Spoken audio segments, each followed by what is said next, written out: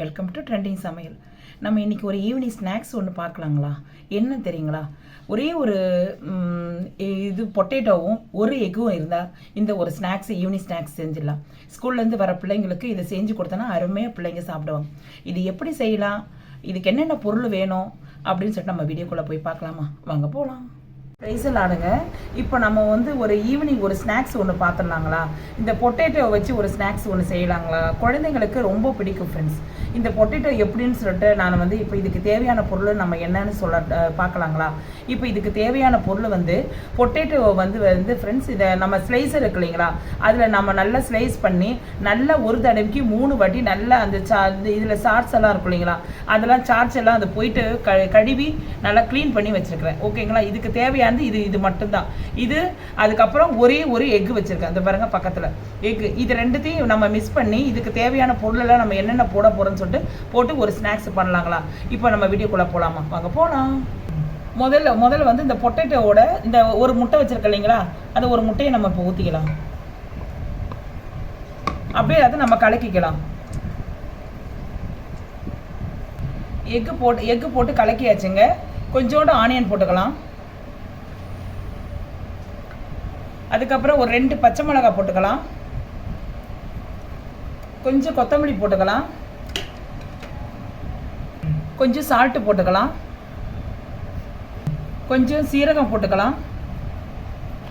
கொஞ்சம் கரம் மசாலா போட்டுக்கலாம். கொஞ்சம் 1 கப்பு கடலை மாவு போட்டுக்கலாம் ஃப்ரெண்ட்ஸ். எல்லாத்தையும் போட்டு நல்லா மிக்ஸ் பண்ணிக்கலாம். இப்போ இது எல்லாத்தையும் மிக்ஸ் பண்ணியாச்சுங்க. அப்படியே நம்ம எண்ணெய் வானலில் நம்ம எண்ணெயை காய வச்சு ஒன்றா கொஞ்சம் கொஞ்சமாக நம்ம போட்டு எடுத்துடலாம். வாங்க போகலாம். இப்போ எண்ணெய் காஞ்சிச்சுங்க. இது பாருங்க, இதே மாதிரி லைட்டாக தட்டி தட்டி மெதுவாக போடுங்க. அப்படியே ரொம்ப எல்லாம் இதை ப்ரெஸ் பண்ண வேண்டாம். அப்படியே எடுத்து உங்களுக்கு கையில் வர்றது அப்படியே போடுங்க. ஓகேங்க, நம்ம போட்டது நல்லா முருவி இது வெந்துடுச்சு. இது இப்போ வெந்துட்ட பிறகு நம்ம எடுத்துடலாம். இதே மாதிரி ஃப்ரெண்ட்ஸ், நம்ம எல்லாத்தையும் இருக்கிறதையும் நம்ம போட்டு இதே மாதிரி எடுத்துடலாம். ஓகே ஃப்ரெண்ட்ஸ், இப்போ நம்ம எல்லாத்தையும் முடிச்சிட்டோம். அருமையான ஒரு ஈவினிங் ஸ்நாக்ஸு, குழந்தைங்களுக்கு ரொம்ப பிடிச்சது பொட்டேட்டோவும் எக்கும் வச்சு நம்ம இப்போ செஞ்சு உங்கள் முன்னாடி வச்சுருக்கோம் பாருங்கள். செம்ம கிறிஸ்பியாக இருக்கும் ஃப்ரெண்ட்ஸ். நல்ல டேஸ்ட்டாக இருக்கும், நல்லா அருமையாக இருக்கும். நம்மளும் சாப்பிடலாம், பிள்ளைங்களுக்கும் கொடுக்கலாம்.